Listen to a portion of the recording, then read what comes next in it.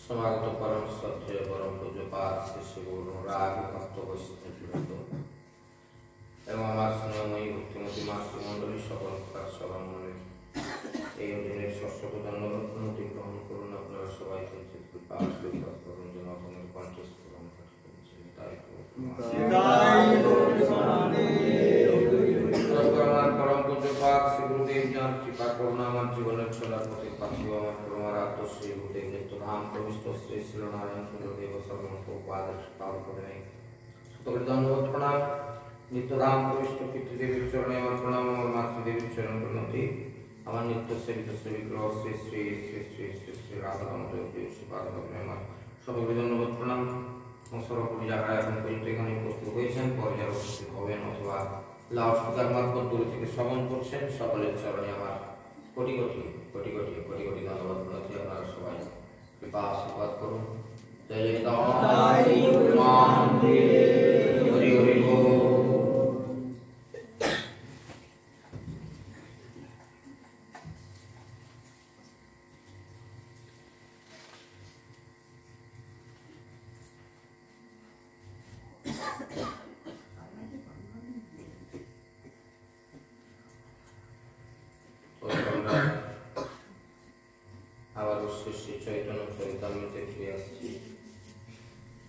একই ভাবধারা নিয়ে প্রমাণ দিতে গিয়ে শ্রীমদ ভাগবতম এবং সেই সঙ্গে পার্বিক তিথি উৎসব রাস পূর্ণিমা উপলক্ষে রাস ও রসতত্ত্ব এবং কান্তা প্রেম সম্পর্কে গত 3 দিন আলোচনার মধ্যে ছিলাম। চৈতন্য চরিতামৃতে ঠিক একই জায়গাতেই আমরা ফিরে আসতেছি।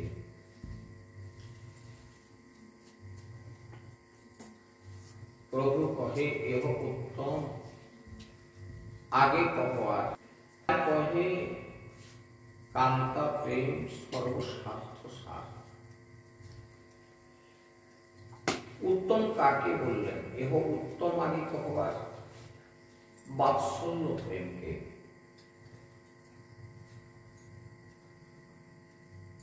বাৎসল্য প্রেম সম্পর্কে গত কয়েকদিন আগে বলেছিলাম, যেটা মাতা পিতা প্রভৃতি রূপে যারা নিজেদেরকে কল্পনা করেন এবং শ্রীকৃষ্ণের গুরু স্থানীয় বলে মনে করেন,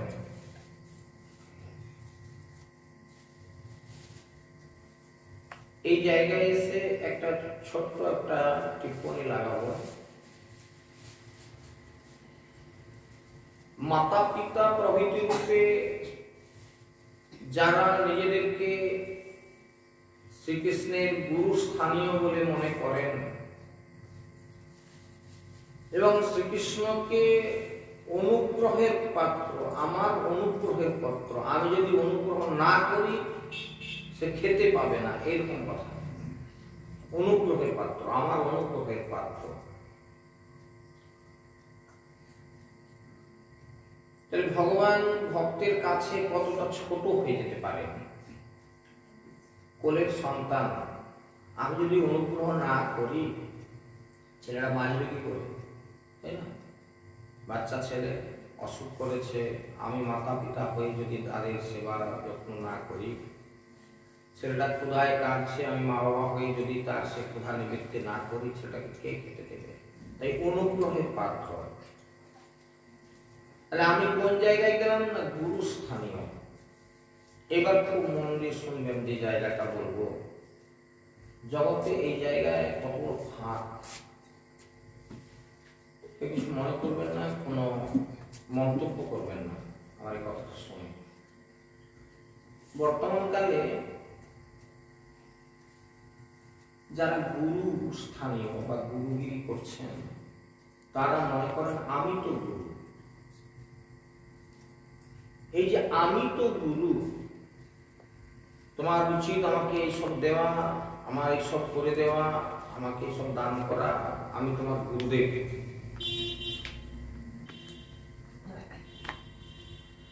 আমি তাদের দিকে আঙুল তুলবো, যেটা আমার কথা না, এটা গ্রন্থ থেকে নেওয়া যে কথাটা। গুরু হওয়াটা অত্যন্ত গুরু ভাব। গুরু হতে সবাই চাচ্ছে আজকাল, কারণ 5টা বেগুন গাছ লাগিয়ে রাখলে যেমন 5টা ফলবে, তো গুরুদেবরা এখন মনে করছেন যে 5টা শিষ্য থাকলে গুরু শুধু ওখান থেকে এটা সেখান থেকে ওটা আসবে, এরকম একটা ভাবনা।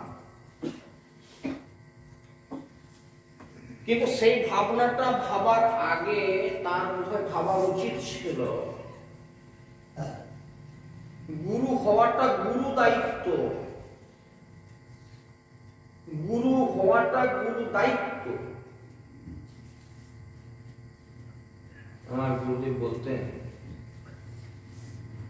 বলে বাবা আমি শিষ্য করিনি যে কারণ জানো, আমি এই গুরুত্ব রাখতে পারছি না, আমি অনেক কিছু ঝামেলার মধ্যে থাকি, একটি শিষ্যকে আমি সঠিকভাবে তার গুরুত্ব আমি করতে পারবো না বলেই আমি কাউকে গ্রহণ করতে চাই না। এবং আমাকে দীক্ষা দেওয়ার পেছনে তার অনেকই আছে, কিছু গ্রহণ করেন না। 3 দিন ঘোরার পর তারপর তিনি জ্যোতিষশাস্ত্র সম্পর্কে অভিজ্ঞ ছিলেন। তিনি আমার পুষ্টি ঠিকুন যিনি বিচার করে দেখবেন না, ভজন সাধন করবেন, শুধুমাত্র আমার কাছে ফাঁকিবাজি করতে আসছে, ইত্যাদি ইত্যাদি দেখাশোনা করার পর তারপর আমাকে দীক্ষা দিয়েছিলেন। এবং হাতে গোনা কয়জন মাত্র শিষ্য ছিল। তো এখন পর্যন্ত প্রায় সবাই উধাও হয়ে গেছে, আমিও যাবার তলায় বলতে পারেন, এরকম অবস্থা। গুরু হওয়া যে কত গুরুত্ব, কত গুরু দায়িত্ব। বাৎসল্য প্রেমে কৃষ্ণের তুমি গুরুজন হয়ে যাবে। বাৎসল্য প্রেমে তুমি কৃষ্ণের গুরুজন হবে, পিতা হবে, মাতা হবে, তাড়ন করবে, ভৎসন করবে, লাঠি নিয়ে মারবে, তাকে জুতা পা করাবে। হ্যাঁ, নিশ্চয়ই করবে। তাই তোমার কতটা গুরুত্ব থাকা চাই সেই সন্তানটার প্রতি, সেটা লক্ষ্য করো।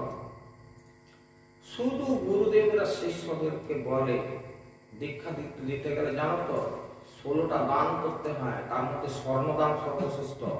তুমি আমাকে একটা ন্যূনতম পক্ষে আংটি একটা দাও, খুব ভালো কথা। শুধু কি সোনা দান পাওয়া পর্যন্ত তোমার কাজ?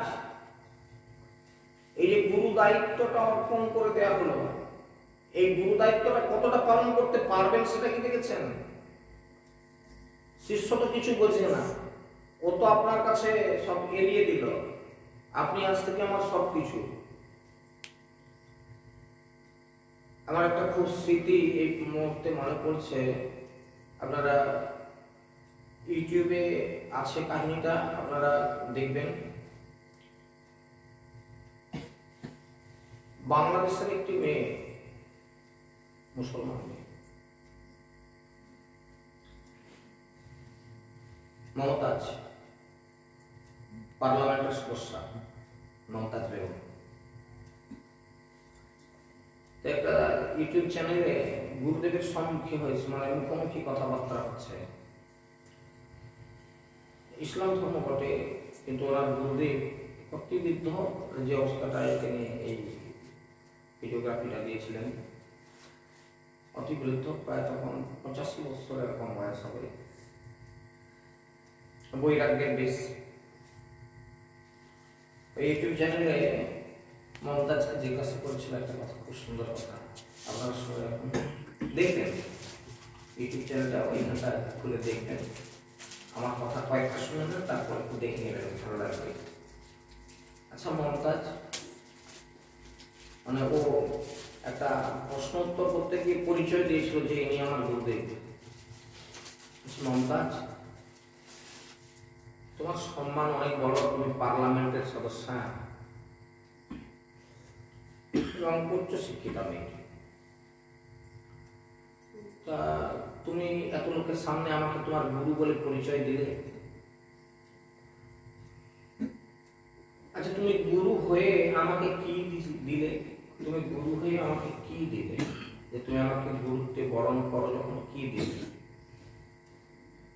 আপনি আপনারা শুনলে অবাক হবেন, এই যে গুরু হওয়ার গুরুত্ব কতটা, গুরু দায়িত্ব কতটা, সেটা বুঝুন। এবার মমতাজ বলেছিল, আমি যেদিনকে আপনার কাছে দীক্ষা নিয়েছিলাম সেদিনকে আমার জীবনের একটা সাদা খাতা, জীবনের সাদা খাতা, খুব মন দিয়ে শুনবেন ভাষাটা, এই সাদা খাতাটা আপনার হাতে তুলে দিয়েছিলাম। আমার জীবনটাকে সাদা করে, আমি কোনো লেখা নাই, খাতায় কিছু লেখা নাই, আপনি মনের মতো করে লিখে নিবেন। আমার জীবনটাকে আপনি মনের মতো করে লিখে দিবেন। যে লেখা জগতের বুকে সবাই দেখলে বলবে যে হ্যাঁ একজন গুরু তার শিষ্য করেছে। কি লেখা, গুরুদেব কি লিখবেন এই শিষ্যের সাদা খাতায়? খুব গুরুত্বপূর্ণ জায়গা। দীক্ষার কালে দিয়তে শব্দের দীক্ষা, নিজেকে গুরুদেবের চরণে সমর্পণ করে দিতে হয়। আমার ভালো মন্দ আপনি আজ থেকে বিচার বিবেচনা করবেন। একেবারে সাদা খাতাটা, জীবনের সাদা খাতা, এটা মমতাজ বেগমের উত্তর আছে। প্রোগ্রামটা ইউটিউবে আপনারা দেখে নিতে পারবেন। আমি সেই প্রসঙ্গটা তুলি যে বাৎসল্য প্রেমময় পিতা মাতা তারা কৃষ্ণের গুরুস্থানীয়।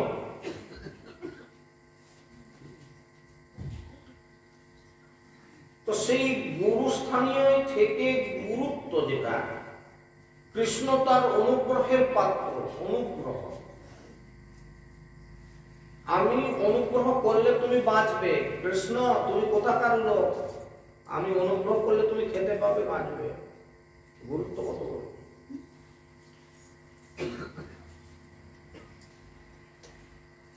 তা এই রতিতে এটা সখ্য প্রেমের থেকে উচ্চ স্থান দেওয়া হয়েছে বাৎসল্যকে। সখা অপেক্ষা মমতার আধিক্য আছে, মমতার আধিক্য, বাৎসল্য প্রেমে মমতার আধিক্য আছে। এই জন্য শ্রীকৃষ্ণকে পাল্য জ্ঞানে এবং আপনাদিগকে পালক জ্ঞানে নন্দ মহারাজা এবং মা যশোমতী শ্রীকৃষ্ণের তারণ ভৎসনাদি বন্ধন বেঁধেছিলেন না, লুকালে বন্ধনাদি করেছেন। এবং এই রসের মধ্যে শান্ত, দাস্য আর সখ্যের নিষ্ঠা এগুলো তো আছেই। পরন্তু এই যে শ্রীকৃষ্ণকে পাল্য এবং আপনাকে পালক জ্ঞান করা, এই নতুন করে রসটা মিশ্রিত হচ্ছে। এই জন্য সখ্য প্রেম অপেক্ষা বা সখা অপেক্ষা বাৎসল্য শ্রেষ্ঠ। বাৎসল্যে কি কি আছে না, শান্তির গুণ আছে, দাসের সেবা আছে, আর সেই সেবার নামই হচ্ছে পালন করা। সখ্যের গুণ হচ্ছে অসংকোচ, অসংকোচ,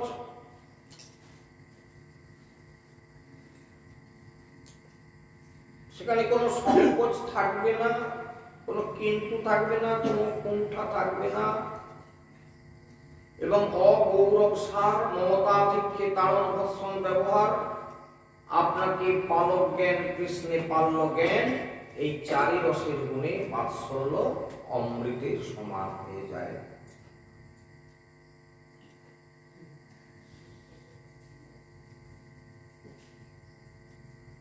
শ্রীমদ্ ভাগবত থেকে এই কথাটাকে আরো শক্তিশালী করার জন্য ভাগবতের একটা শ্লোককে তুলে প্রমাণ দেওয়া হয়েছে। দশম স্কন্ধে ৮ম অধ্যায়ে যে শ্লোকটা আছে,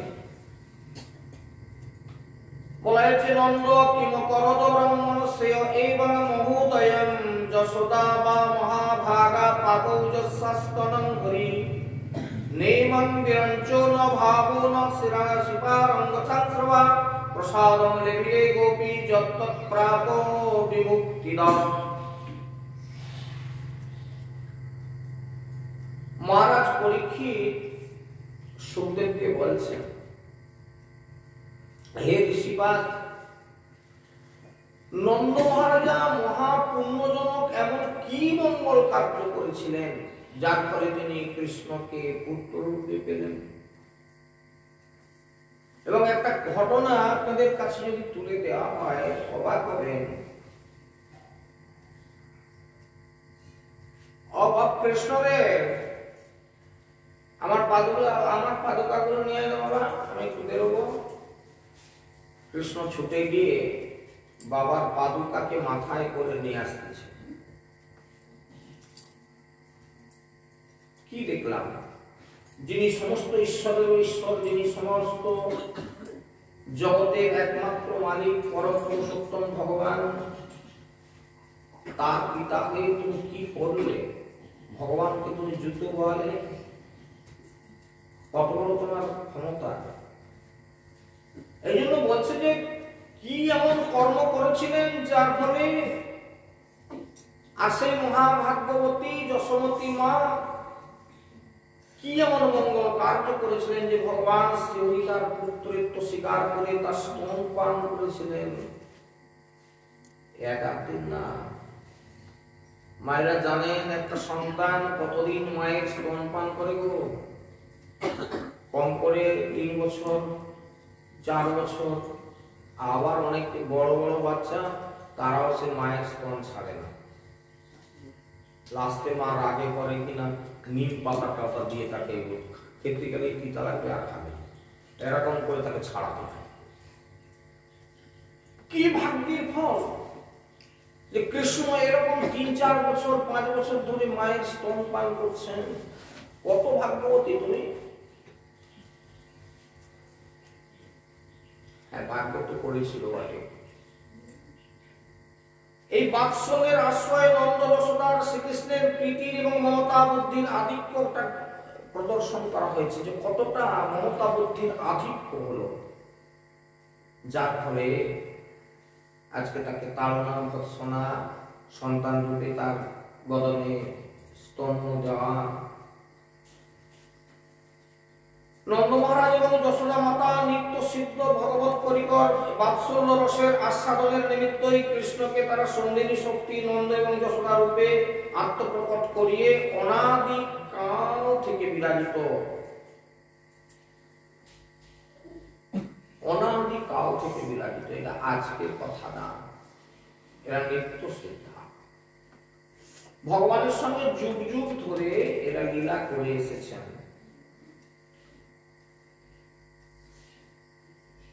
মহারাজ পরীক্ষিতের প্রতি সুখদেব ঋষিপাদ বলতেছেন যে বিমুক্তি দাতা শ্রীকৃষ্ণ থেকে যে প্রসাদ গোপী যশোদা প্রাপ্ত হলেন, সেই প্রসাদ যা ব্রহ্মা লাভ করেন নাই, যা শিব লাভ করতে পারেনি, এমনকি তার অঙ্গাশ্রিতা লক্ষ্মী দেবীও লাভ করতে সক্ষম হননি।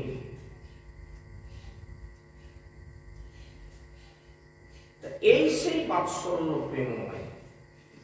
প্রেমময়তা। রায় রামানন্দের মুখে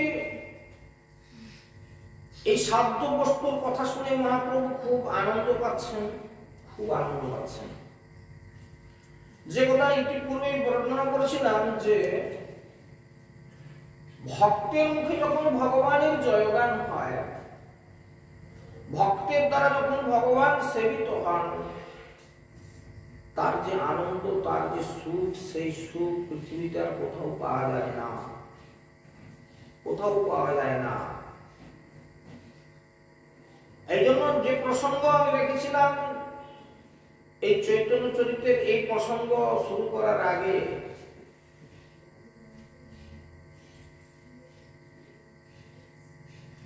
যে প্রসঙ্গই হচ্ছে এর ভিত্তি স্বরূপ কিরকম, সেটা ভগবান কৃষ্ণ দাপর লীলার শেষে এসে ভাবছিলেন যে ভক্তরা আমাকে ভক্তি করে, আর সেই ভক্তিটা আমার কাছে খুব সুস্বাদু লাগে।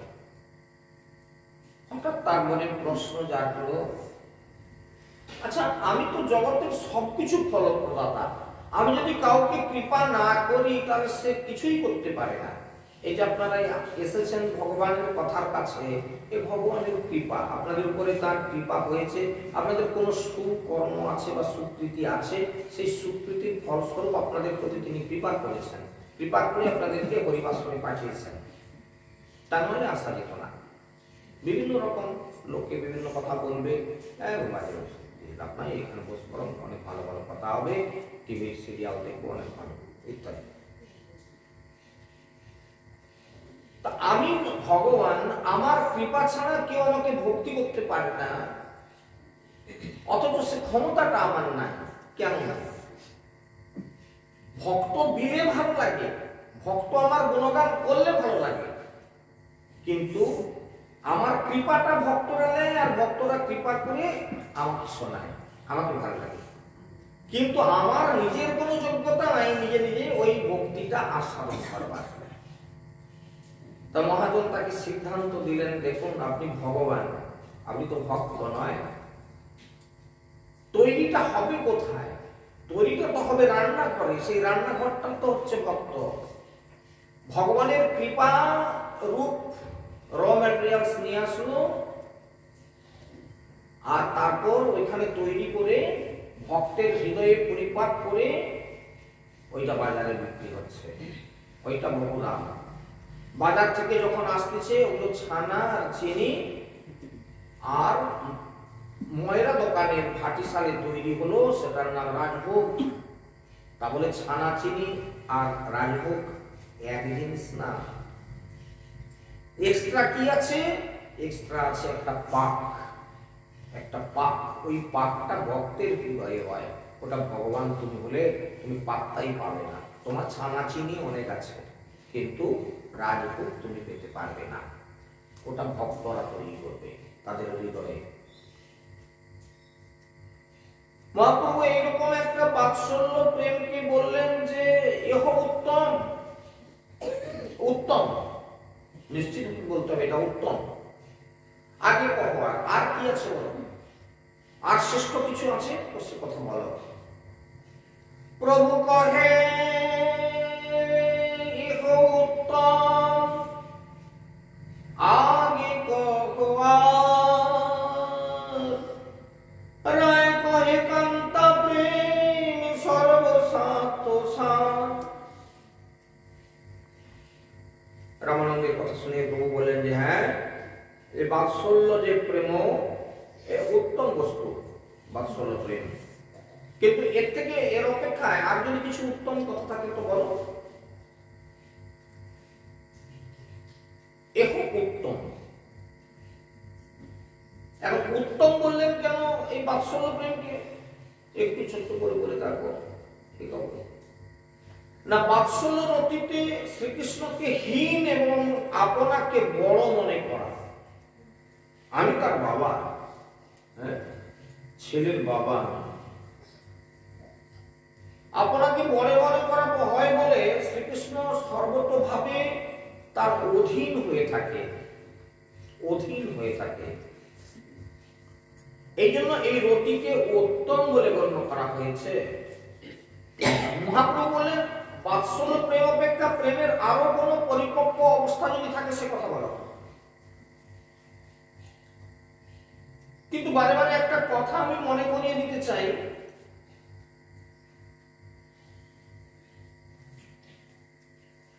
সেটা হচ্ছে আগে ঠিক করে নেন কোন ভাবে আপনি ভগবানের সেবা করবেন।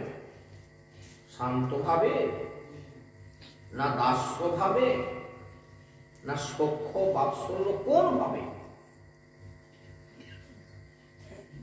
তো ইদানিং যদি এরকম একটা ঘটনা দাসকে দেখা যায়, দাস আমি কৃষ্ণ সেবার দাস,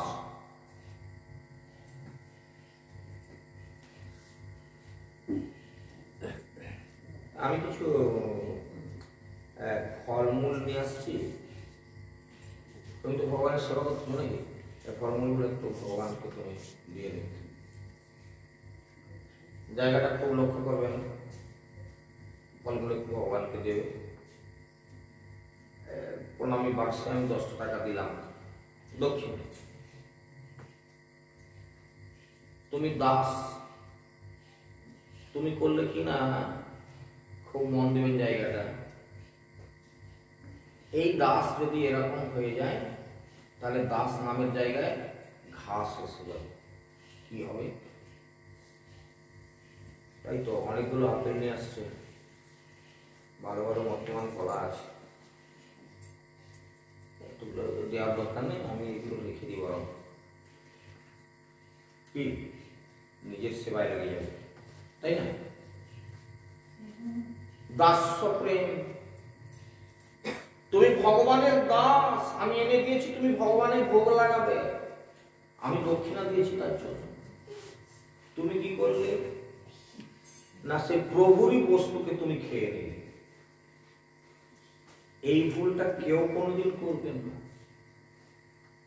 এই ভুলটা কেউ কোনোদিন করবেন না, সে মহা অপরাধ হবে।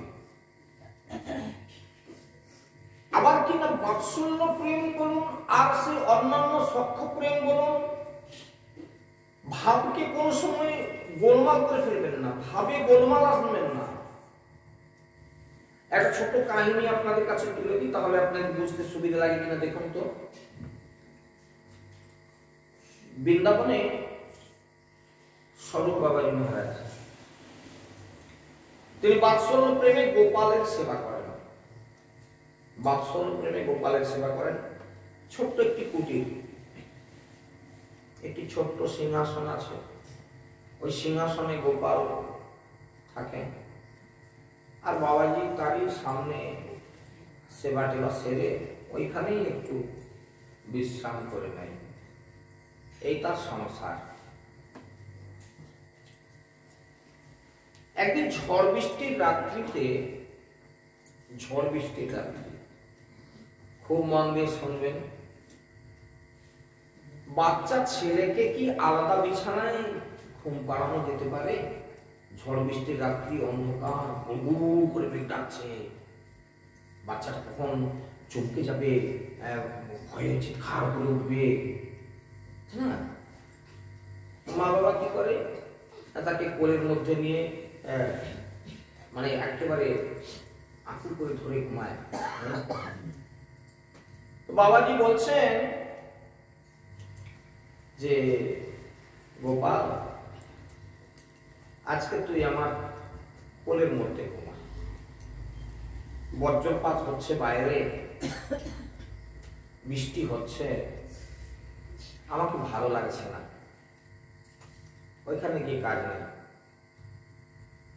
গোপাল বাৎসল্য প্রেমে মনে মনে ভাবছে, আমি আজ বাবার কোলে ঘুমাবো, বাবা আমাকে নিয়ে আজ কোলে নিয়ে ঘুমাচ্ছে, আমি বাবার কোলে ঘুমাবো, খুব আরামে, খুব আনন্দে, কোনো টেনশন নাই, নো টেনশন একদম। মায়ের কোলে ঘুমায় ছেলে, সেই শান্তি মা কোথায় বল? মায়ের কোলে যখন বাচ্চারা ঘুমিয়ে যায় তখন এদের আর কোনো চিন্তা থাকে না। মাকে কি সুন্দর আঁকড়ে করে এরকম ধরে একটা হাতের মতো তুলে দেয়, কি সুন্দর করে ঘুমায়। হঠাৎ করে মধ্যরাত্রের দিকে বজ্রপাত সামনে একটা হয়ে গেছে। তখন সে বাবাজি মানে চিৎকার করে উঠেই বলছে, গোপাল রক্ষা করো বাবা, গোপাল রক্ষা করো বাবা। অন্ধকারের মধ্যে হালটা দেখে না, গোপাল আর নাই। কোথায় গেলি বাবা? গোপাল, গোপাল নেই।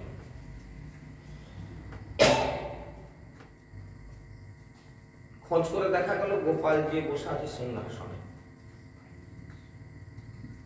তুই পালিয়ে এলি কেন বাবা? তুই আমার কাছে পালিয়ে এলি কেন? গোপাল যেন বলছে, আমি ভাবলাম বাবার কোলে একটু আরাম করে ঘুমাবো, কোনো ভয় লাগবে না। ও বাবা, তুমি নিজেই ভয়ে বলে গোপাল রক্ষা করো, তাহলে আমি আমার লাভ কোথায়? এই জন্য বলি না, আমার এইখানে থাকা ভালো। তাতে ও এই সুকার করা তোমার কি দিল বলি,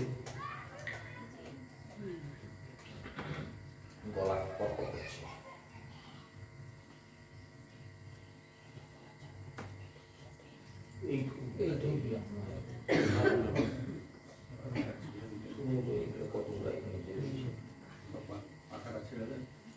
নিতাই গৌর প্রেমানন্দে।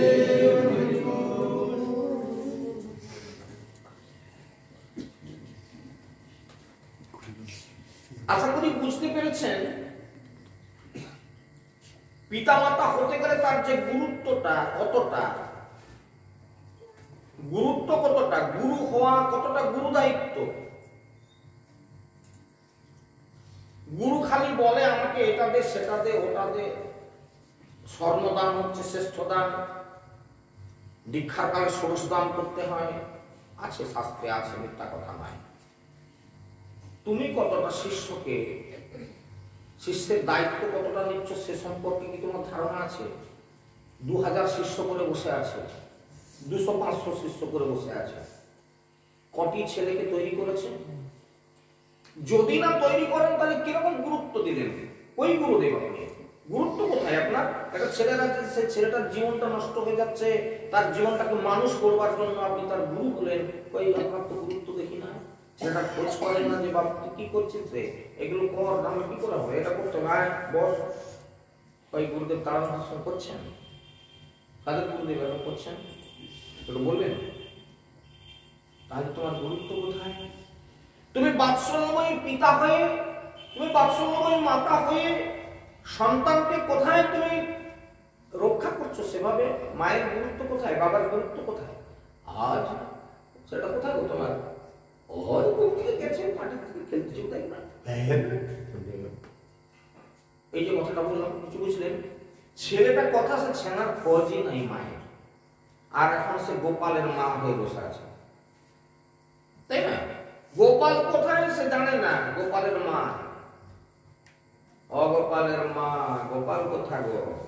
নাই, গোপালের খোঁজ নাই। তার সে মা হওয়ার অধিকার তার নাই। এইভাবে যে জায়গায় যাচ্ছে বলছে এর থেকে আর ভালো কি প্রেম আছে বলতো? এর থেকে উত্তম, এহ উত্তম আগে হওয়ার। মহাপ্রভু বলেন বাৎসল্য প্রেম অপেক্ষা প্রেমের আরো কোন পরিপক্ক অবস্থা যদি থাকে, রায় রামানন্দ তুমি আমাকে বলো। প্রভুর কথা শুনে রায় বললেন কান্তা প্রেমই সর্বসাধ্য সার। আমরা যে কান্তা প্রেম নিয়ে এত আলোচনা করছিলাম, আজকে আবারও এই ডেফিনেশনে আসছি। দেখুন কান্তা প্রেম কাকে বলে, একদম গোড়াতে আবার আসে না। ভগবান শ্রীকৃষ্ণকে নিজের প্রাণ বলল, নিজের প্রাণ বলল, আর আপনাদিগকে তার উপভোগ্যা কান্তা মনে করা। উপভোগ্যা কান্তা, নিজঙ্গ দিয়ে সেবা করা, আমার অঙ্গ দিয়ে সেবা করা, আমার এই অঙ্গের দ্বারা তুমি সুখী হবে। কৃষ্ণেন্দ্রিয় প্রীতি বাঞ্ছা, তাহলে কৃষ্ণের ইন্দ্রিয়গুলোকে সুখ দেওয়ার জন্য আমার নিজের শরীরকে, আমার নিজের অঙ্গগুলিকে কাজে লাগানো। কৃষ্ণ সুখৈক তাৎপর্যময়ী যে সেবা, এর নাম হচ্ছে কান্তা প্রেম। দেখুন কতটা বোঝাতে পারলাম কিনা। শ্রীকৃষ্ণকে নিজের প্রাণ বলল। মীরাবাই বলেছিল তুমি আমার সব, তুমি আমার সর্বস্ব, মেয়ের তো গিরিধারী গোপাল।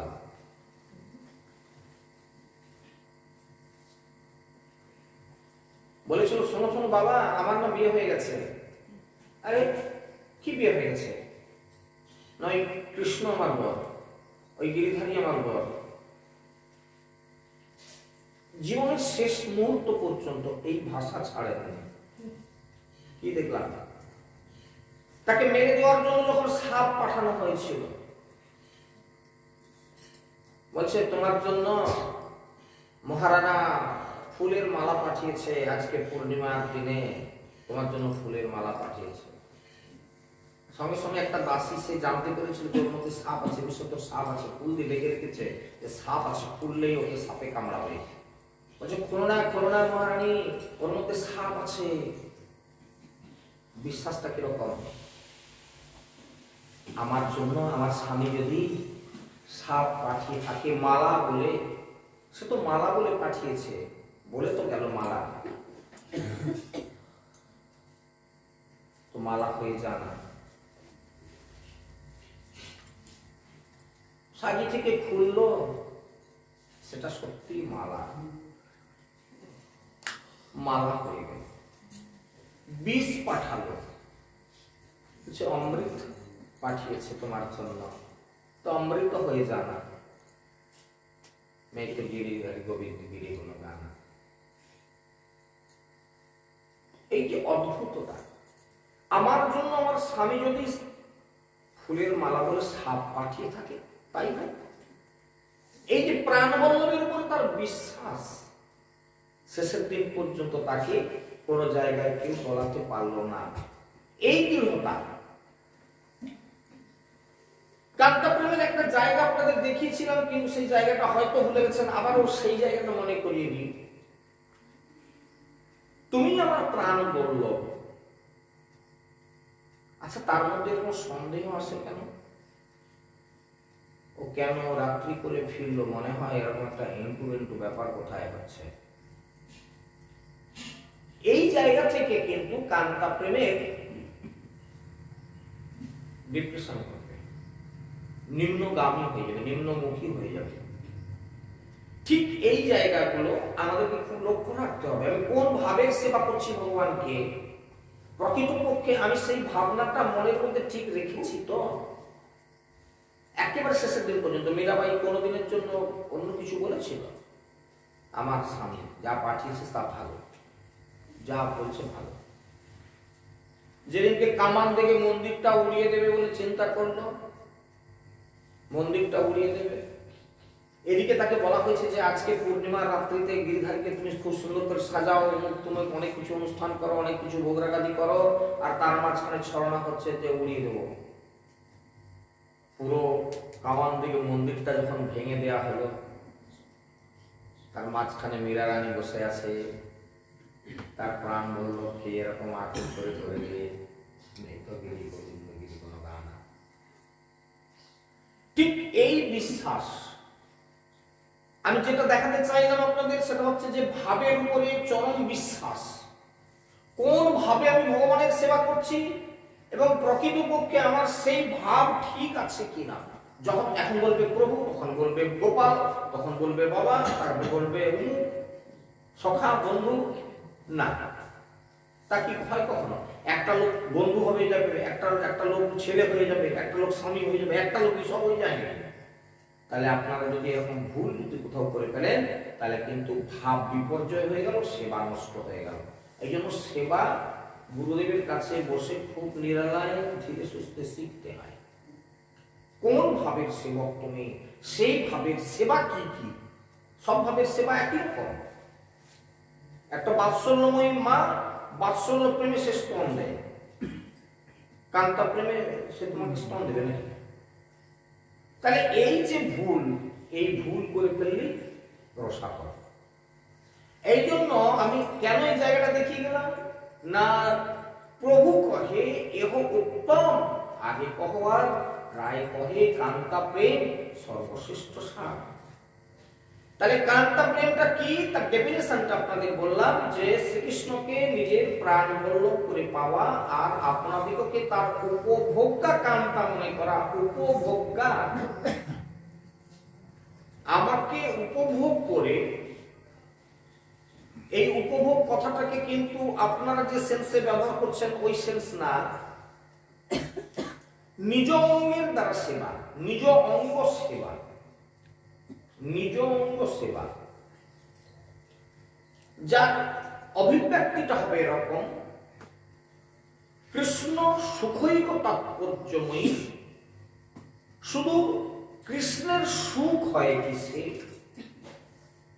তার সুখ হয় কিসে, এর জন্য নিজেকে উজাড় করে দেওয়া এবং নিজেদের সমস্ত সুখ বাসনা পরিত্যাগ পূর্বক একমাত্র শ্রীকৃষ্ণ সুখের নিমিত্তই শ্রীকৃষ্ণের সঙ্গে যে সম্ভোগ লালসা, তাকে কান্তা প্রেম বলে। সম্ভোগ লালসা অর্থে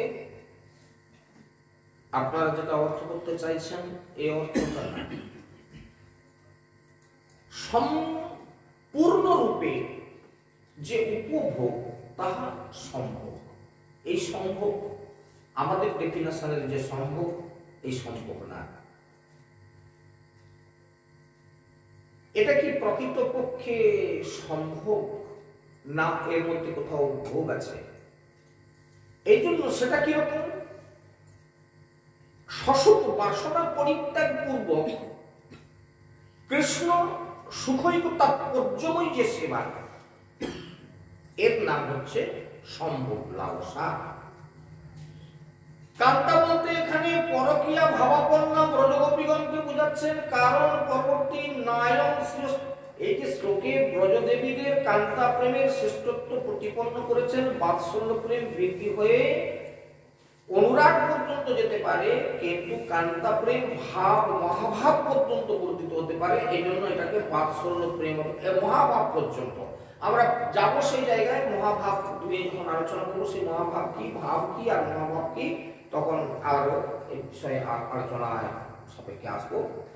তো কান্তা প্রেমের মধ্যে কি কি আছে, কি আছে সেটা দেখে নিই। এক নম্বর হচ্ছে শান্তের নিষ্ঠা, দাসের সেবা, সখ্যের অসংকোচ মেলামেশা ভাব, বাৎসল্যের লালন পালনে বা মমতাধিক্য ইত্যাদি থাকবে। আর কান্তা প্রেমে এক্সট্রা যেটা যোগ হচ্ছে নিজাঙ্গ দিয়ে সেবন করা, নিজের অঙ্গ দ্বারা সেবা করা। অতএব এটা মধুর হয়ে গেল এই রসটা এখানে। এই জন্য বলা হচ্ছে যে অতএব মধুর রসে হয় পঞ্চগুণ। পাঁচটা গুণ কি কি? একটা শান্তের নিষ্ঠা, দুই হচ্ছে দাসের সেবা, তিন হচ্ছে সখ্যের কি বলবো অকৃত্রিম যে ভালোবাসা বা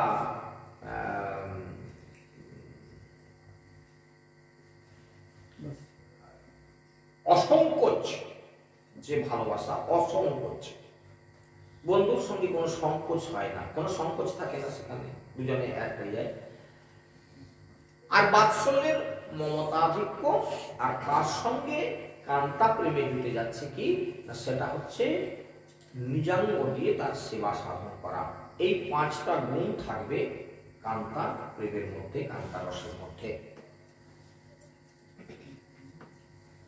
আমি জানি আপনাদের একটু কষ্ট হচ্ছে বিষয়টা বুঝতে, কিন্তু এই বিষয় বুঝতে হবে। এই বিষয় বুঝতে না পারলে সেবা সুখটা বুঝতে পারবেন না, সেবা বোঝাই যাবে না। খালি জগৎ সকালে খালি পূজা করে যাচ্ছে, গুরুদেব খালি বলে দিচ্ছে এই সব পূজা করবি, আর পূজা করে যাচ্ছে। কার পূজা করছে, কি ভাবে পূজা করছে, তার কোনো ঠিক ঠিকানা নাই। এই জন্য যেটা প্রকৃতপক্ষে জানার দরকার, এই বিষয় জানতেই হবে। তবে একটু কষ্ট হলেও আমি যতটা সম্ভব আপনাদের সহজ করবার চেষ্টা করছি, এবং আপনারা একটু একনিষ্ঠভাবে স্মরণ করবার চেষ্টা করুন, আশা করি বুঝতে পারবেন ধীরে ধীরে। দাস্য, সখ্য, বাৎসল্য এই তিন ভাবের পরিকরের সঙ্গে শ্রীকৃষ্ণের কোনো না কোনো একটা সম্বন্ধ আছে। দাস্য ভাবের ভক্তদের নিকটে শ্রীকৃষ্ণ হচ্ছেন প্রভু, আমরা তাকে প্রভু বলে সম্বোধন করব। আপনি প্রভু, আমরা দাস। আর তার আমরা দাস এবং সখ্য ভাবের ভক্তদের সঙ্গে শ্রীকৃষ্ণের সখ্য ভাবময় সম্বন্ধ। বাৎসল্য ভাবে নন্দমা, নন্দ যশোদা শ্রীকৃষ্ণের পিতামাতা, আর শ্রীকৃষ্ণ তার সন্তান, এই সম্বন্ধ। এই তিন ভাবের প্রত্যেকটি একটা সম্বন্ধের অপেক্ষা আছে। এই তিন ভাবের ভক্তদের শ্রীকৃষ্ণ সেবা তাদের সম্বন্ধের অনুগামিনী, তাদের সম্বন্ধের অনুগামিনী।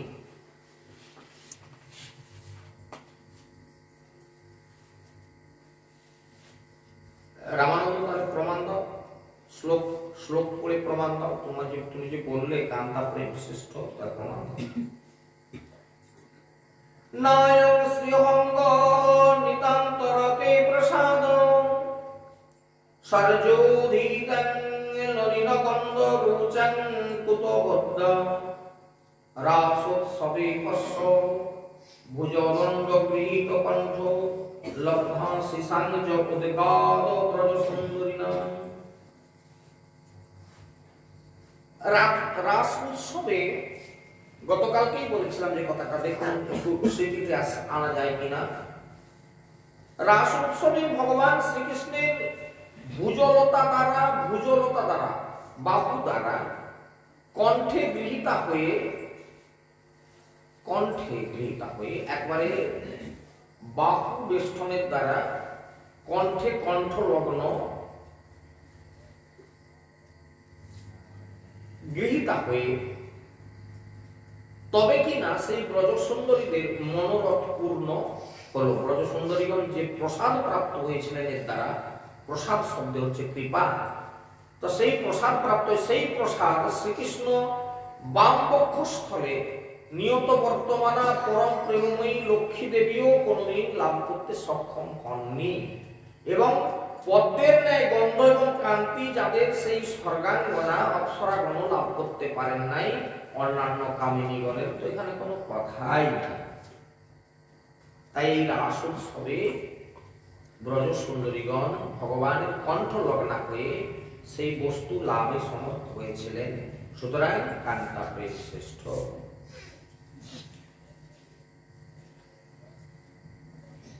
এরপরে এখানে এসে একটা জায়গা দেখাই আপনাদের যে কৃষ্ণ প্রাপ্তির উপায়। কৃষ্ণ প্রাপ্তির নানা রকম সাধন আছে, উপায় আছে, কিন্তু ভিন্ন ভিন্ন রূপ সাধনের দ্বারা শ্রীকৃষ্ণকে ভিন্ন ভিন্ন রূপে পাওয়া যায়। একই রূপে পাওয়া যায় না, ভিন্ন ভিন্ন রূপে পাওয়া যায়। প্রথম থেকে যে কথাগুলো হচ্ছিল সাধ্য সাধন তত্ত্ব সম্পর্কে রায় রামানন্দের যে গোদাবরী তটে বসে যে আলোচনা, সেই আলোচনাতে আমরা যে জায়গাগুলো দেখেছিলাম, জ্ঞান মিশ্রা ভক্তি দ্বারা শ্রীকৃষ্ণের অঙ্গকান্তি ব্রহ্মাকে পাওয়া যায়, ঐশ্বর্য মিশ্রা ভক্তি দ্বারা কৃষ্ণের বিলাস রূপ নারায়ণকে পাওয়া যায়, শুদ্ধ ভক্তির দ্বারা স্বয়ং রূপ শ্রীকৃষ্ণকে পাওয়া যায়। এইভাবে প্রাপ্তির বিভিন্ন রকম ভেদ আছে। আবার দাস্য সখ্য বাৎসল্য মধুর ইত্যাদিতে ভগবানকে পাওয়ার কথাগুলো তো এই মাত্র আলোচনা করলাম, আরোগুলোতে আমি আলোচনাতে যাচ্ছি না। কিন্তু এই সব পাওয়ারও যে একটা কিছু ইতর বিশেষ আছে। তার পূর্ব উল্লেখিত সাধ্য সাধন তত্ত্ব বিচার থেকে বোঝা যায়, কেহ পায় প্রভু ভাবে, তুমি আমার প্রভু, আমি তোমার দাস প্রভু ভাবে। কেহ পায় সখা ভাবে, কেহ পায় পুত্র ভাবে, কেহ পায় প্রাণ বল্লভ রূপে। তাহলে সকলের ভাবনা এক নয়, আর সকলের পাও একরকম নয়। সেই জন্য যার যেমন ভাব তার সেরকমই লাভ। হ্যাঁ, যার যেরকম ভাব। বিভিন্ন সাধন প্রণালীতে কৃষ্ণ প্রাপ্তির বিভিন্নতা থাকলেও যিনি যেইভাবে সাধন করবেন, যিনি যেভাবে সাধন করবেন তিনি সেইভাবেই শ্রেষ্ঠ বলে মনে করেন। কিন্তু তটস্থ হয়ে যদি বিচার করা হয়, তটস্থ কথার অর্থ হচ্ছে নিরপেক্ষভাবে যদি বিচার করা হয়, তাহলে কি না বিভিন্ন ভাবের মধ্যে কিন্তু কিছু তারতম্য আছে। যে তারতম্যের কথা আপনাদেরকে এক্ষুনি বললাম, যে শান্তর মধ্যে কেবল নিষ্ঠা, মাত্র নিষ্ঠা। দাস্যর মধ্যে তখন নিষ্ঠা থাকছে আর সেবা থাকছে। যখন সখ্য এসে গেল তখন শান্তের নিষ্ঠা, দাস্যের সেবা, আর সখ্যের একবারে কি বলবো ঐকান্তিকতা, যেটা যেখানে কুণ্ঠা নেই কোনো। তাহলে ধীরে ধীরে ধীরে ধীরে এক একটা গুণ বাড়ছে এক একটা জায়গায়। তাহলে তটস্থ হয়ে যদি বিচার করা হয় তাহলে দেখা যাবে যে প্রতিটি ভাবের মধ্যে কিছু কিছু তফাৎ আছে।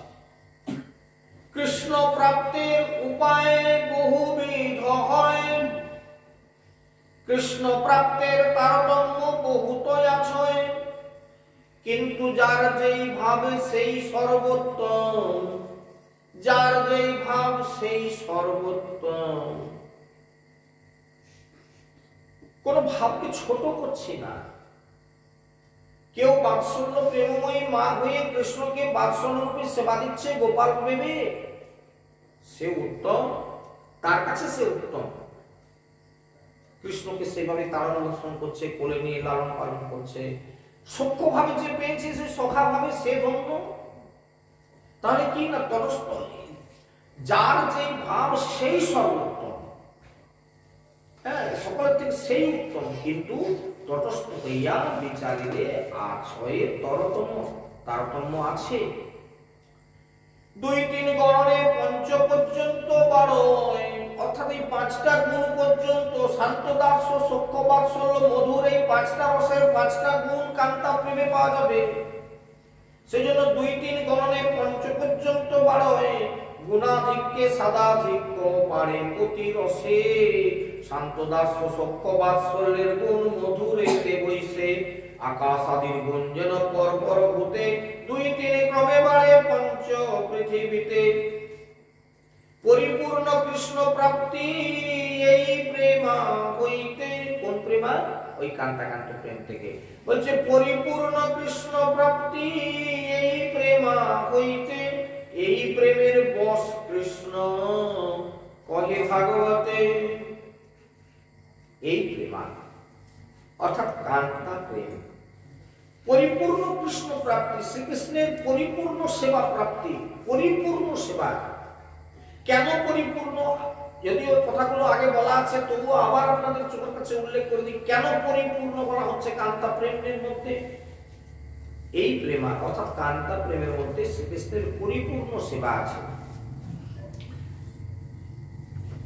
কথাগুলো যদিও বলা আছে ছড়িয়ে ছিটিয়ে, এখন একবারে এক জায়গায় বসিয়ে বলে দিই।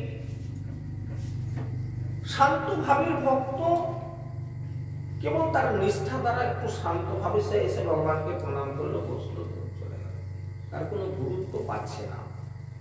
যখন দাস্য আসলো তখন দাস হতে গেলে তার কি কি ভালো লাগে, তিনি কখন কিটা চান সেটা সম্পর্কে তাকে জানতে হবে, তাহলে অনেকটা গুরুত্ব বেড়ে গেল।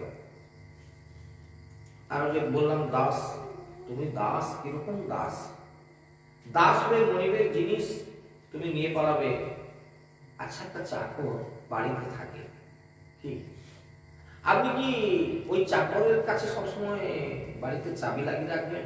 ও তো ঘর ঘুরে কাজ করবে, কখন কোন ঘর ঝাড়ু করবে, কোন ঘর কখন মোছামুছি করবে, কোথা থেকে বের করে আপনাকে খেতে দেওয়ার জন্য থালা বাসন বের করবে আলমারি থেকে, কি এমনকি কিছু কিছু বাড়িতে চাকর রাখে, মাসে তাকে 10,000 দিয়ে দেয়, তুই বাজার করবি, হিসেব রাখবি তুই, হ্যাঁ আমি ডেলি ডেলি অত খোঁজ রাখতে পারবো না, তুই আমাকে হিসাব দিয়ে দিবি মাসের পরে, তুই বাজার করিস। তাকে 10-20 হাজার টাকা দিয়ে দিয়েছে, সে বাজার করা থেকে যা কিছু করা থেকে সে পারে। তাহলে একজন দাসের গুরুত্ব কতটা বেড়ে গেল, শান্তের থেকে তার দাসের গুরুত্ব কতটা বেড়ে গেল। মনিবের সেবা করতে হবে, মনিব কখন কি চান সেই মতো সেবা দিতে হবে। সে আমার হাতে টাকা পয়সা ঘর দুয়ার সব ছেড়ে দিয়েছে, সেগুলো আমাকে তার বিশ্বাসযোগ্যতা রাখতে হবে। আর তা নাহলে আমার মতো দাস হলে আমি নিজে খেয়ে পারবো। এই এতগুলো যখন ভগবানের এর জন্য দিয়েছে, মনিবের সেবার জন্য যখন দিয়েছে, তো আমি ওর থেকে কিছুটা খেয়ে নেব। হ্যাঁ, আসুন জানে ভালো এরকম খবরগুলো, জানি এরকম দাস স্বভাবটা। যাই হোক, পরিপূর্ণ কৃষ্ণ প্রাপ্তি কি করে হয় দেখুন, এটা দাস্য। তাহলে দাসের ফাঁকি না, দাসের ফাঁকি হচ্ছে যে প্রভুর সেবা যখনই বন্ধ হয়ে যাচ্ছে তখন সে একটু ঘুরতে চলে যাবে, ফাঁকিবাজি মারবে। বাৎসল্য প্রেমে সখ্য ভাবে দেখুন, গতকালকে গল্প ছলে আপনাদের বলেছিলাম যে সখা বন্ধুর সঙ্গে সবসময় থাকবে। বন্ধুর বাড়িতে এসেছি, বন্ধু যেদিকে যাচ্ছে সেদিকে, বাজার করতে বাবা পাঠাচ্ছে, তো আমি বাবা বন্ধু তুই বন্ধুতে যাবো, বাজার করতে যাবো, দুজনে সেখানে গিয়ে কিছু একটা কিনে খাবো বা ইত্যাদি ইত্যাদি, দুজনে গল্প করে করে বাড়ি গেলাম। মাঠের দিকে বসে বিকেল বেলা একটু বন্ধুতে গল্প হচ্ছে, কোনো সময় ছাড়া হয়। কিন্তু বন্ধু বাড়িতে সব দিন থাকে না, যে কারণে এখানে ভাগ পক্ষ থেকে গেল, বন্ধুত্বের ভাব ভালো, কিন্তু বন্ধুর কাছে সবসময় থাকে না। বাৎসল্য প্রেমে সেখানে দেখুন, কোন একটা বাচ্চার মাকে আপনি যদি বলেন যে কোন জায়গায় বৃন্দাবন যাবো, ছেলে নিলে বহুত গন্ডগোল করবে, ছেলে বাদ দিয়ে হবে। হ্যাঁ গো, মায়াকে কেউ বলতে পারবেন বাচ্চা বাদ দিয়ে আমি বৃন্দাবন বেড়াতে যাবো? 3 বছরের ছেলেকে বাদ দিয়ে আমি বৃন্দাবন যাবো কি করে? ঠিক। তাহলে বাৎসল্যময়ী মা কোন সময় সন্তানকে ত্যাগ করতে পারবে না, তাই তার ফাঁক ফোকর নাই। তার মধ্যেও ফাঁকি আছে। কিরকম ফাঁকি? সকালবেলা উঠে পড়ে বাচ্চাটা কাঁদছে, তো ছড়া ঝাড় দিব, এ ছেনা ছাড়ে। তখন এবারে বাড়ির লোক বলছে তুমি আগে যাও, ওকে তুমি খাইয়ে ঘুম পাড়ি দাও, তুমি না হলেও কাজ করতে দেবেন, শুধু ঝামেলা। হ্যাঁ, তো মা জানে যে একে যদি আমি একটু খাইয়ে দাইয়ে ঘুম পাড়িয়ে দিতে পারি তাহলে ও কিছু আর আমাকে বিরক্ত করবে না, আমি নির্দ্বিধায় এই কাজকর্মগুলো সেরে ফেলতে পারবো। তাহলে বাৎসল্য প্রেমে কিন্তু এগুলো ফাঁকি। তাহলে আমি ছেলেটাকে ঘুম পাড়িয়ে দিতে পারলে আমি আমার কাজগুলো করতে যাবো, ওকে ঘুম পাড়িয়ে দিলে আমি ফাঁকি মারব, তাহলে ফাঁকি। তাহলে বাৎসল্যের পরিবার মধুর রসে ফাঁকি আরো কমে যাচ্ছে কিনা দেখুন। গতকালকে আপনাদের দেখিয়েছিলাম যে একজন পতিপরায়ণা সতী রমণী সারাদিন ধরে নিষ্ঠার সঙ্গে শান্তের সেবা করলো, নিষ্ঠার সঙ্গে দাসের সেবা করলো, তার দাস হয়ে তার সেবা করলো, দাস। এবং এর মধ্যে দাসত্বের একদম পরাকাষ্ঠা, মানে যেটা খুব ডিপ জায়গা আছে দাসত্বের। মনিব চাকর কোনোদিন বলে দিতে পারে, বাবু আমি দেশের বাড়িতে আমাকে যেতে হবে, আমারও তো সংসার আছে, আর কয়েকদিন যাও, আমার স্ত্রীর অসুখ, আমি একটু দেখে আসি বাবু, 8 দিন হয়তো থাকবে, 15 দিন নাও আসতে পারে। কিন্তু আমরা যখন তার উপরে আসছি সূক্ষ্মভাবে,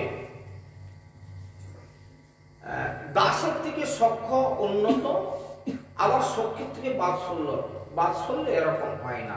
বাচ্চা ছেড়ে দিয়ে 3 দিন ঘুরে আসি, এ কথা বলা চলবে না।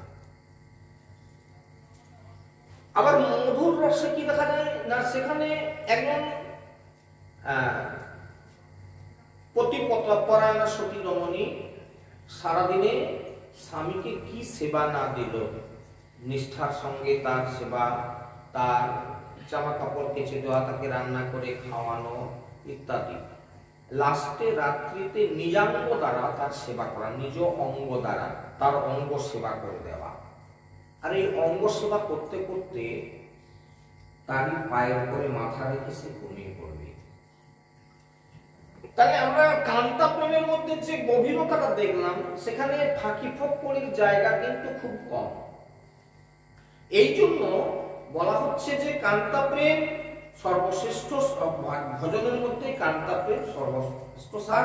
এবং যদি কেউ শশক বাসনা সিদ্ধির নিমিত্ত শ্রীকৃষ্ণের ভজন করেন, তবে শ্রীকৃষ্ণ তার সেই বাসনা পূর্ণ করে এক রকমের অনুরূপ ভজন করেন। অথবা যিনি যেভাবে শ্রীকৃষ্ণের তৃপ্তি সাধনের জন্য চেষ্টা করেন, কৃষ্ণ যদি ঠিক সেইভাবে তাদের তৃপ্তির জন্য চেষ্টা করতে পারেন, তাহলে অনুরূপ ভজন হতে পারে, অনুরূপ ভজন। কেননা এরপরে আমরা একটা লাইনে আসবো, পরিপূর্ণ কৃষ্ণ প্রাপ্তি এই প্রেমা হইতে, এই প্রেমের বশ কৃষ্ণ কহে ভাগবতে। কৃষ্ণের প্রতিজ্ঞা দৃঢ় সর্বকালে আছে, যে জয়ছে ভজে কৃষ্ণ তারে ভজে তৈছে।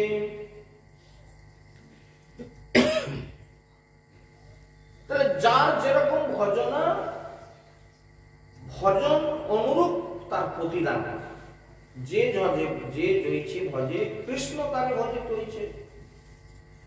তুমি যদি আমার মা বাবা হয়ে আমাকে সন্তান জ্ঞানে সেবা করো, আমার উচিত পিতামাতার প্রতি যে শ্রদ্ধা থাকা উচিত নিশ্চিতভাবে থাকবে। তুমি যদি আমাকে বন্ধু ভাবে সেবা করো, তাহলে বন্ধুর প্রতি আমার যে কর্তব্য, আমার যে ভালোবাসা থাকা উচিত সেটা থাকবে।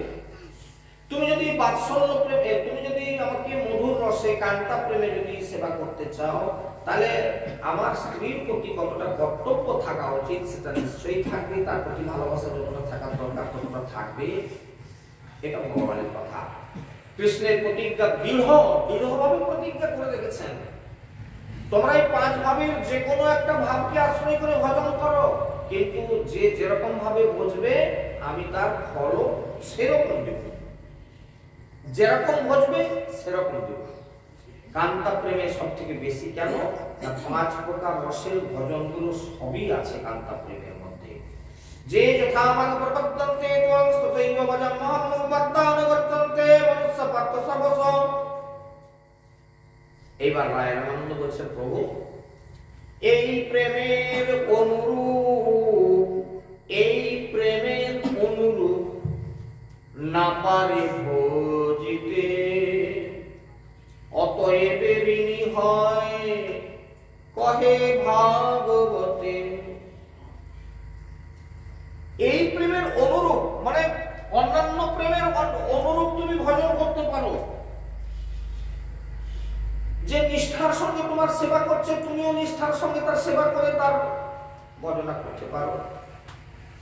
তোমার যে সেবা করছে, তুমি সেবা করে তার উত্তর দিতে পারো। যে তোমার সঙ্গে বন্ধুত্ব করছে, বন্ধুর সঙ্গে বন্ধুর মতো ব্যবহার করে তুমি তার উত্তর দিতে পারো। যে সন্তান জ্ঞানে তোমাকে সেবা করছে, তুমি পিতা মাতার জ্ঞানে তাকে তার সেবা করে তুমি তার যথার্থ উত্তর দিতে পারো। কিন্তু কান্তা প্রেম করতে গিয়ে বিপদটা হচ্ছে যে এই প্রেমার অনুরূপ না পারে ভজিতে। যেটা গতকালকে আমরা দেখালাম কি, শত সহস্র ব্রজগোপী, একজনের কথা চিন্তা করুন, 100 জনের কথা পরে চিন্তা করবেন। একটা মেয়ে স্বামী, সংসার, সন্তান, গৃহ, আত্মীয় সবকে পরিত্যাগ করে গিয়ে তোমাকে ভালোবাসলো। তুমি সারা জীবনে ওই একটাই যে দেওয়া সেটাই দিতে পারবে না। শত সহস্র ব্রজরমণীরা এমনি ভাবে তোমাকে সব সমর্পণ করে দিল। যে কারণবশত চৈতন্য চরিতামৃতকার কৃষ্ণদাস কবিরাজ বর্ণনা করছেন যে এই প্রেমার অনুরূপ না পারে ভজিতে, কৃষ্ণ ভজন করতে পারে না, নিজের কথা রাখতে পারে না। কোন প্রেমের দ্বারা? কোন সেবার দ্বারা? কান্তাকান্ত প্রেমের দ্বারা। অতএব ঋণী হয় কহে ভাগবতে। তাহলে কান্তা প্রেমের যদি কেউ শশুক বাসনা সিদ্ধির নিমিত্ত শ্রীকৃষ্ণ ভজন করেন, তো শ্রীকৃষ্ণ তার সেই বাসনা পূর্ণ করে একরকম অনুরূপ ভজন করেন। অথবা যিনি যেভাবে কৃষ্ণের তৃপ্তি সাধনের চেষ্টা করেন, ভগবান কৃষ্ণ সেইভাবে তাকে তৃপ্তি দেওয়ার চেষ্টা করেন। কিন্তু এই কান্তা প্রেমের যে সেবা তিনি যদি পূর্ণ করেন তাহলে নিজেরই লাভ হতো। কিন্তু পরন্তু গোপীগণকে কিছুই দেওয়া হলো না, দিতে পারলেন না। দ্বিতীয়ত গোপীরা প্রত্যেকেই সমস্ত ত্যাগ করে অনন্যভাবে একমাত্র শ্রীকৃষ্ণ সেবায় তারা আত্মনিয়োগ করে দিয়েছেন। আত্মনিয়োগ। শ্রীকৃষ্ণ কিন্তু এক গোপীর জন্য সমস্ত ত্যাগ করতে পারেন না, একজনেরই সে করতে পারবেন না, উত্তর দিতে পারবেন না। অপর গোপীগণকে ত্যাগ করতে পারেন না, সুতরাং তিনি অনন্যভাবে কোনো এক গোপীর সেবায় আত্মনিয়োগ করতে পারেন না। এজন্যই তিনি গোপীদিকে অনুরূপ ভজন করতে অক্ষম হয়ে গেলেন। এটাই হচ্ছে প্রমাণ। যদ্যপি কৃষ্ণ সৌন্দর্য মাধুর্যের ধৈর্য, ব্রজদেবীর সঙ্গে তার বারয়ে মাধুর্য। যদ্যপি কৃষ্ণ সৌন্দর্য মাধুর্যের ধৈর্য, ব্রজদেবীর সঙ্গে তার বারয়ে মাধুর্য। এই মধুর রসে কিরকম মাধুর্যটা বৃদ্ধি হচ্ছে দেখুন। যদ্যপি কৃষ্ণ সৌন্দর্য মাধুর্যের ধৈর্য, কৃষ্ণের যে রূপ, যে রূপের একটা কণা চিন্তা করতে করতে রাধারানী তন্ময় হয়ে যেতেন।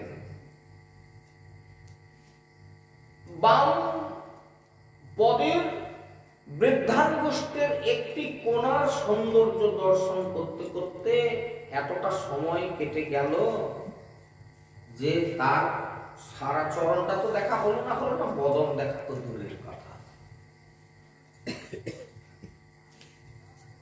কেননা তিনি হচ্ছেন সমস্ত রূপের শ্রেষ্ঠ রূপবান। তিনি সর ঐশ্বর্যপূর্ণ। 6টা ঐশ্বর্য কি কি?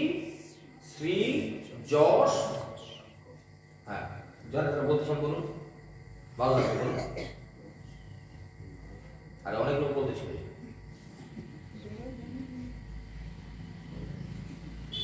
বলো কি কি 6টা ঐশ্বর্য? শ্রী, যশ, বীর্য, ঐশ্বর্য, আর হচ্ছে বৈরাগ্য। এগুলি পূর্ণভাবে সর ঐশ্বর্যপূর্ণ ভগবান। শ্রী হচ্ছে সৌন্দর্য। পৃথিবীতে অনেক সুন্দর আছে, সুন্দরী আছে, কিন্তু কৃষ্ণের সমান সুন্দর কেউ নেই। কৃষ্ণের অধিক তো দূরের কথা, কৃষ্ণের সমান সৌন্দর্যযুক্ত কেউ নাই।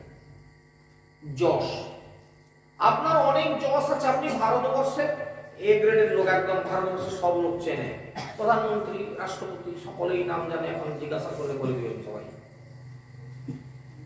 কিন্তু ভগবান কৃষ্ণের যশ তার থেকে অনেক বেশি। কারণ কি? তুমি কদিন আর মন্ত্রী আছো, আবার 3 দিন পরে থাকবে না। কিন্তু ভগবান কৃষ্ণ তিনি আজ হাজার হাজার বৎসর ধরে ছিলেন, এখনো আছেন।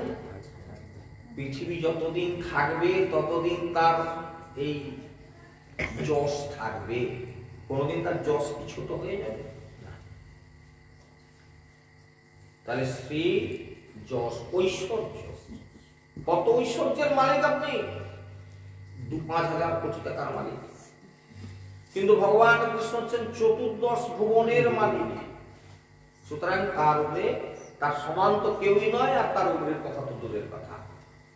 বীর্য, শক্তিশালী।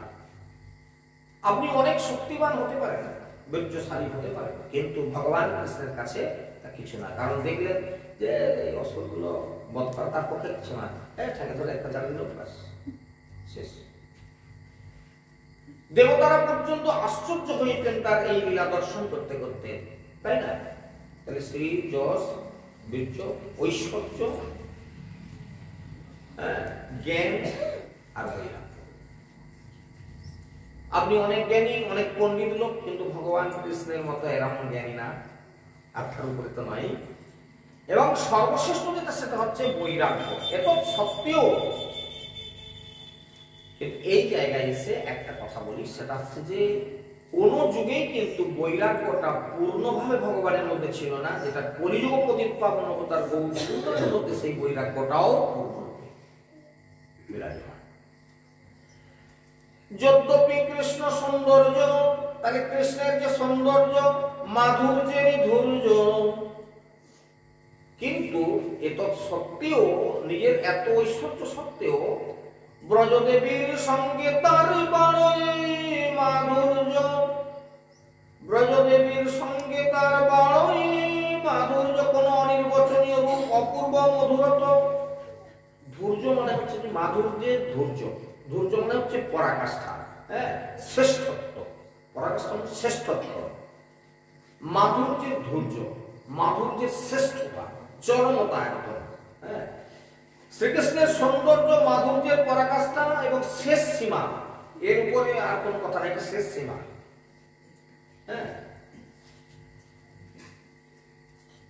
এই সৌন্দর্য এবং মাধুর্য